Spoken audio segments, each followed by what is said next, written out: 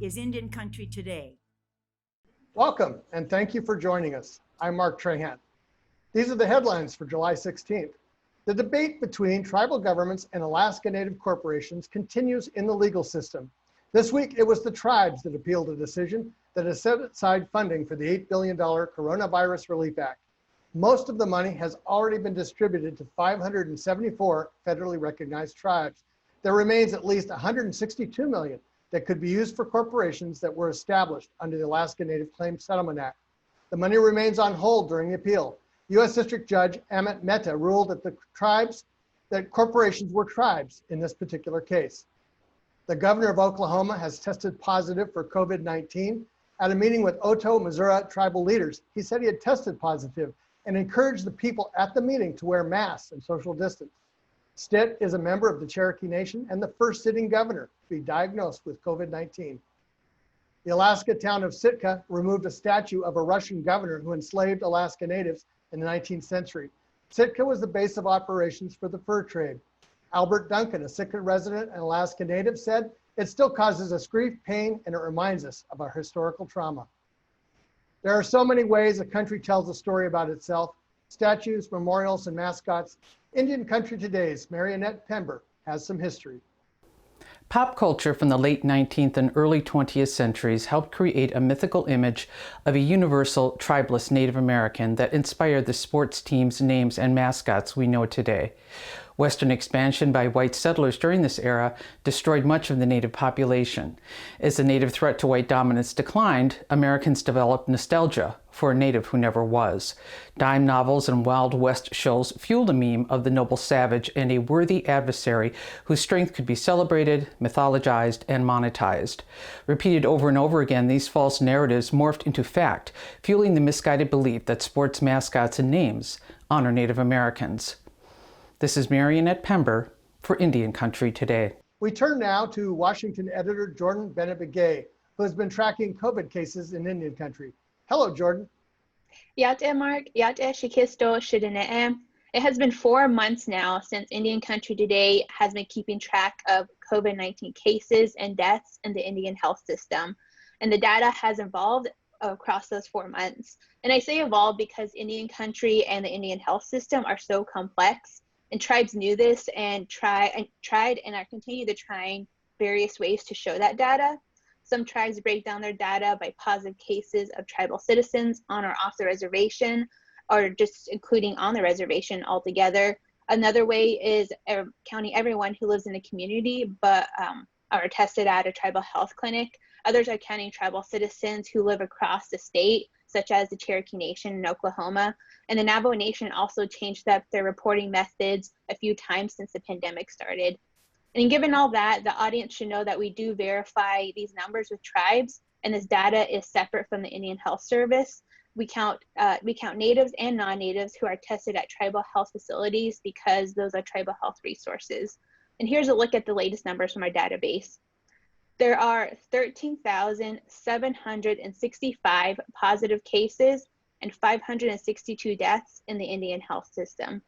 Again, that's a total of 13,765 positive cases and 562 deaths as of July 16th. You know, when I think back to the history of particularly the flu and how little we know about that era, and it's so interesting to see in this era how at least we're able to quantify some of that with data. And I know we have a long way to go with data, but at least we can start to get a measurement of how it's impacting Indian Country. No, that's so right. And then, and then this data is just like a starting point. I mean, there's definitely more ways we can be more comprehensive. And there's areas such as, urban Indians that are still, it's really difficult to account for those because there's Medicare, Medicaid, there's VA hospitals and private providers. Jordan Bennett-Begay, thank you. We'll be right back.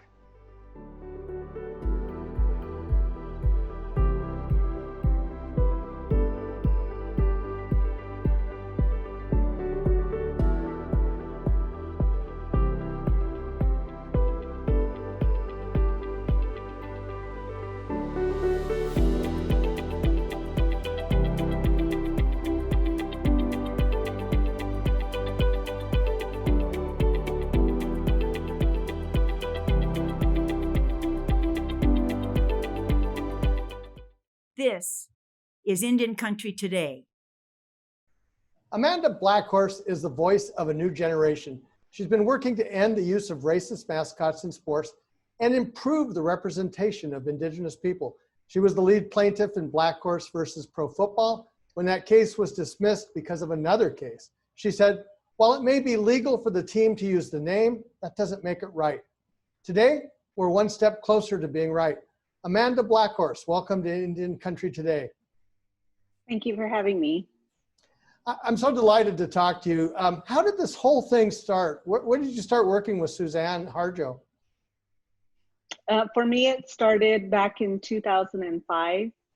At the time, I was a part of a group called Not in Our Honor with Rhonda Lavaldo, Ryan Redcorn, some other folks from Haskell and the University of Kansas.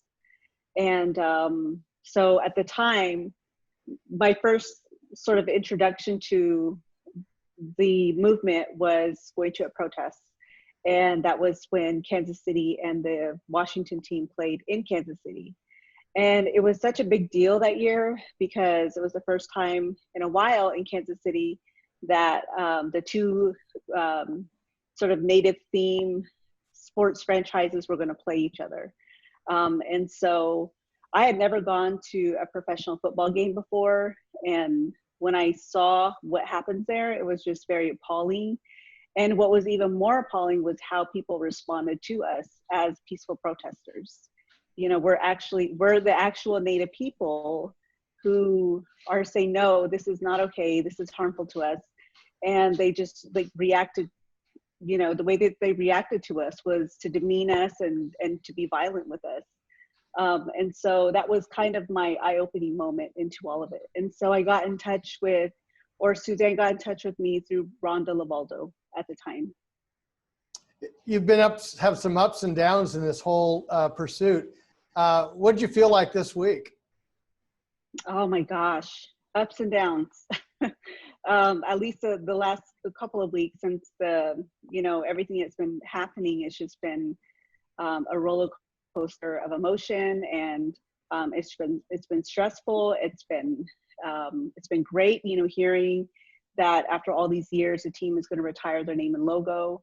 But also, just I'm very, I'm a cynic when it comes to the team, just because I know how they operate. I know that the way that they treat Native people, the way that they've treated us throughout all of these years. So I'm holding my breath, and I'm really just waiting to see what they are going to rebrand to. And I'm just hoping it's not anything Native themed, but just given their history and the things that they've said recently, you just never know. Well, never was the right word. Yeah, exactly. What about the other teams out there that continue to basically be stuck in the past? Is this a turning point for that? Oh yeah, definitely. I think they're, I keep saying that they think they're they're like the ones that are trying to sneak out the back door unnoticed by everyone right now. They're trying to, because so much of the focus has been on the Washington team. And so I don't think that they think they're going to catch that much flack, but I mean, they're definitely on our radar.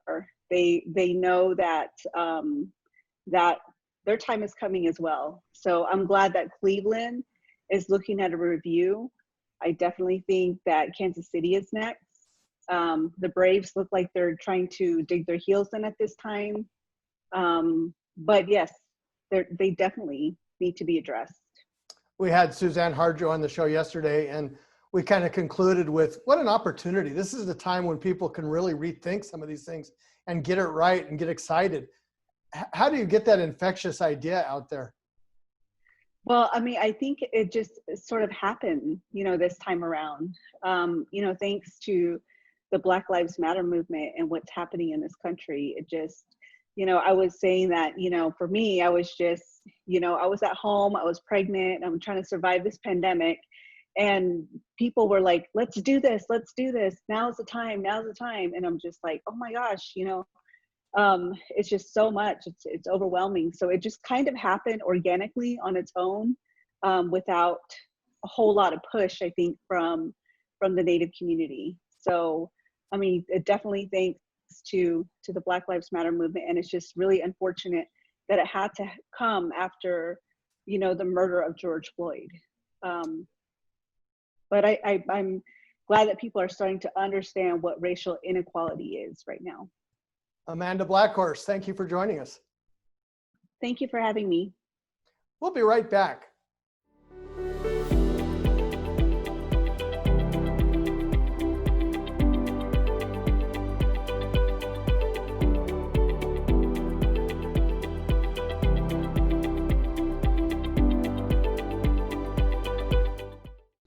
We thought it would be helpful to talk to some athletes. We'll start with Nina Polk.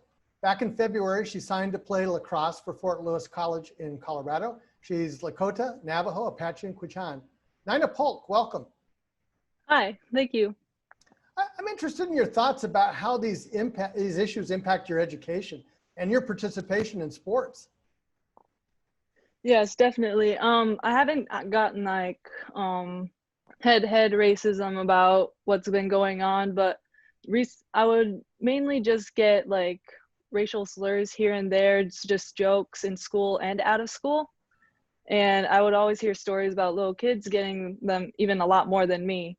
So like one of my jobs I just want to inspire the Native youth that I live with, and just all around, just to stand out no matter what society says and no matter what any mascots, any sports team says. So I'm a lacrosse player and I play traditional lacrosse as well. So I want to spread awareness about lacrosse and the history of that. And I've been getting a lot of comments too from elders and adults and even children that I've inspired them to do better. And even just hearing that from little kids, like, just is very heartwarming. So with that, it inspires them to stand up to others, even from bullying too, and just to spread awareness too about just racist mascots and team names. When you think about it, Nina Polk, lacrosse is almost the antidote to the whole racist mascot issue, because you can explain the history and the significance and the excitement about lacrosse. Yes, definitely. What's it like when you have to play teams that have mascots? I don't really have any like connection to that, because the schools I go to, none of the teams are racist, but I would hear different stories about different high schools that have racist names and teams. For example, one of them is Port Neches Groves High School. That was a recent issue, and their team is called the Indians, and their goal is, I have some screenshots too. Their goal is they operate without discriminations of sex, race, color, religion. And to me, it's sad to hear when their school is based off like being racist to natives. So it's sad to hear that they're inspired to like have everyone be equal when their school stands out to be like a racist mascot, racist slogans. So that's what really got me inspired to just stand up to others too, and help change the name and change like how school sees us and how they like view us. It's interesting. One of our guests, Suzanne Harjo, pointed out, and it's hard to think of this now, but 2/3 of the mascots, particularly at the high school level, have already gone away. So really it's this pushing to the last bit of people who cling to the past.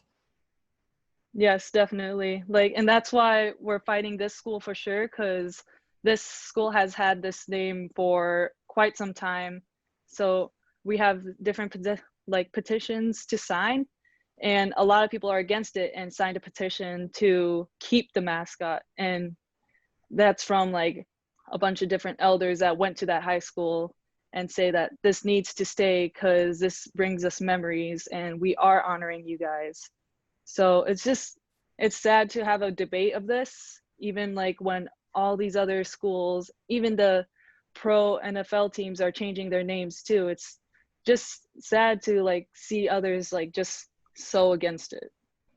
Nina Polk, thank you for joining us. Yeah, thank you. And we'll be right back.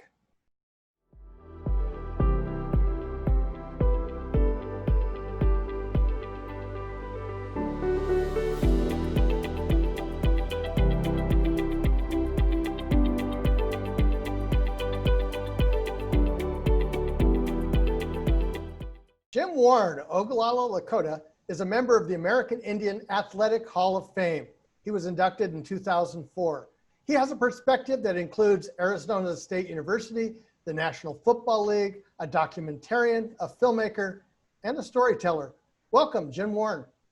Thank you so much for having me. Jim, a few years ago, you testified to the U.S. Senate about stolen identities and the consequences of the mascot issue.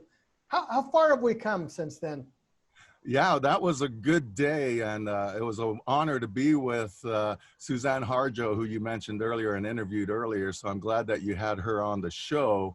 And that was a good day to share experiences, and they wanted athletes and actors and academics and advocates, and I happen to fit all four of those elements as a former player, as a former actor and filmmaker and all that. So I was able to share those perspectives, and I know that some of the senators appreciated some of my Indian humor, if you will, in terms of trying to bring the point across utilizing some of our Indian humor. Jim Warne, a few years ago, you talked to the U.S. Senate about stolen identities and the consequences of the mascot issue. How far have we come since then? Well, again, that was a great day to be able to be there with other advocates and other tribal leaders that wanted to make a difference with this issue. So it was nice to have an audience of senators and folks there where we could get things in the record in terms of what our perspectives were. And we were able to share some of those perspectives and ideas with the senators. And now that we're here today, we're experiencing some of those changes. The unfortunate reality is this has not happened as a result of Indian voice. Obviously, we set the foundation, but it takes our non-Indian brothers and sisters to join us, to walk side by side with us so that we can collectively make a difference. So that's obviously, Schneider was influenced by money and not necessarily Native people. And so again, that's a reality that we've had. Many changes in cultural history have become a result of money or sponsorship. And that's okay, you know, even if he doesn't get it, at least now he's pressured to make that change for good. And I know that University of Oklahoma, the mascots they had, and Stanford had their mascots, and somehow they're still legitimate universities. They survived by changing their mascots. And I don't see any other cultures protesting that they're not mascots. So I think that's another indicator that this is a step in the right direction. You know, Jim Warne, one of the things that strikes me is athletes have actually been leaders on this, very quietly, but sometimes directly. Maybe talk about that for a minute. Yeah, well, basically, I've been interviewed about this over the years, back when I was drafted in the NFL in the 80s. So this has been a subject matter for me personally, and the organizations do their best to honor, but they just don't quite get there in that fact. But the biggest culprit are the fans. And some of the things the fans are allowed to call us, you know, fans are there and they are allowed to call, you know, and yell at players. That's part of the game. But when it gets to a racial element, that's something to where that just gets irritating. And quite honestly, I played a violent sport, so it was almost a motivator when I'd see the tomahawk chops or some of the cut your hair Indian comments and things of that nature. That obviously allowed me to play better in football with an ability to hit somebody as a result of that catharsis, if you will, on the field.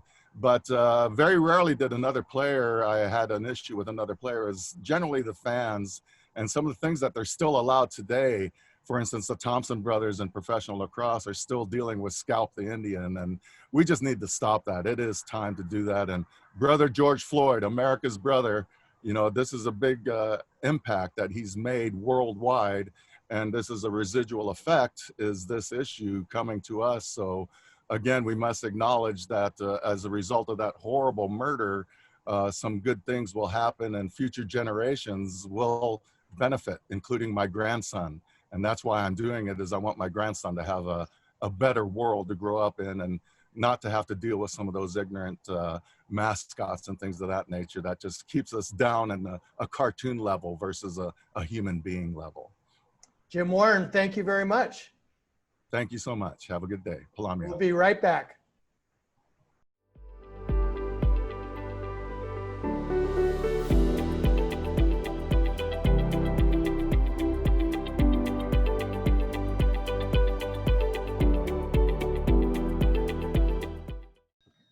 Wyche is a longtime journalist. He's been covering the NFL and a voice for justice in sports, including the use of sports mascots. Steve, it's so good to see you today. Welcome to Indian Country Today. Mark, I'm flattered to be on. Thanks for having me. How did you come to grips with this issue? What brought you into it? Well, the issue when it comes to the whole social justice is just, how I was raised, some of the things that I've seen along my way in sports and in life. The Colin Kaepernick issue with the 49ers in 2016. I was the reporter who broke that story.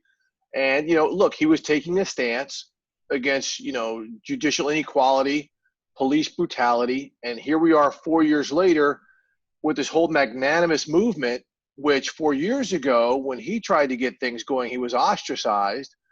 And now it is a complete shift that has led to so many things, including the economic pressures being put on the football club in Washington to finally change that nickname and logo. I think you may have been one of the first reporters, if not the very first, to stop using the name. And broadcast has actually led. Broadcast has been not using the name for quite some time. When did that happen? Do you remember? Mark, this happened with me. I've never said it my entire life. The way I was raised in a household with my mother, look, we're a family. We've never done the absolute genealogy of it, but we're raised with a lot of Native American traits in our family. So this was always a no-no. It was offensive to anyone who said it around us. I never repeated it. And when people did, I wasn't comfortable with it. So when I had my opportunity to use it, it was never used. Even when I was a writer, okay, or in a script, when someone puts the Washington nickname, I would tell them, I'm not saying it. If that's an issue, that's your issue. It is not my issue. It is offensive. I have talked to people such as yourself, to students and fellows and faculty from the Native American Journalists Association.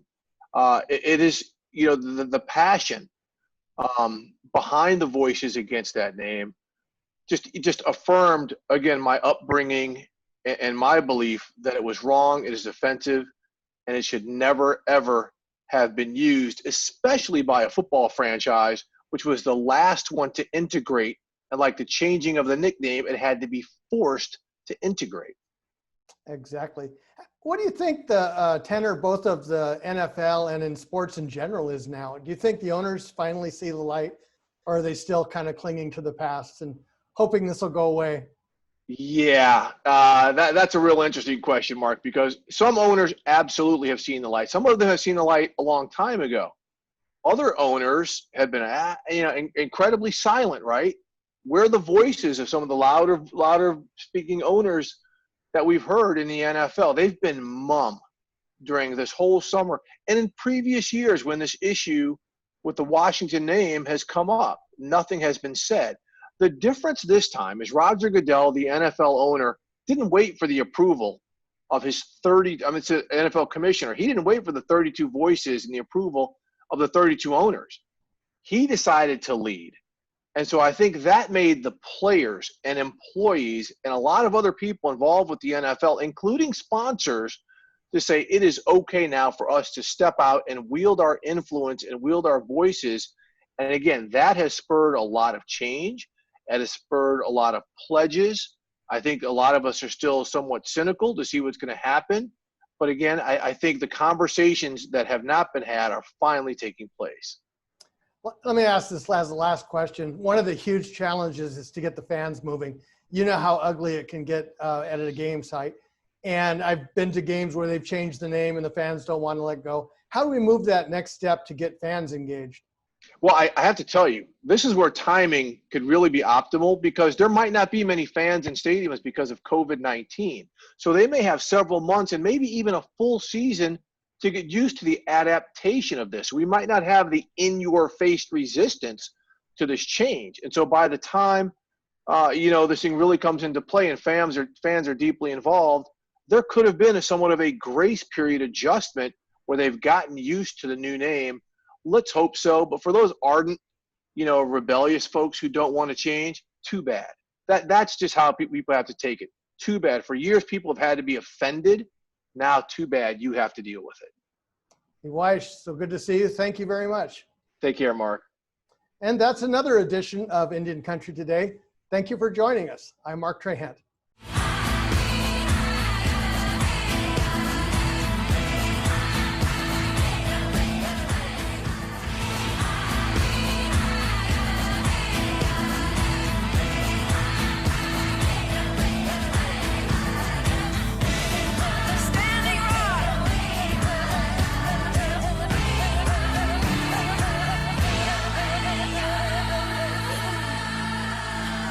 This is Indian Country Today.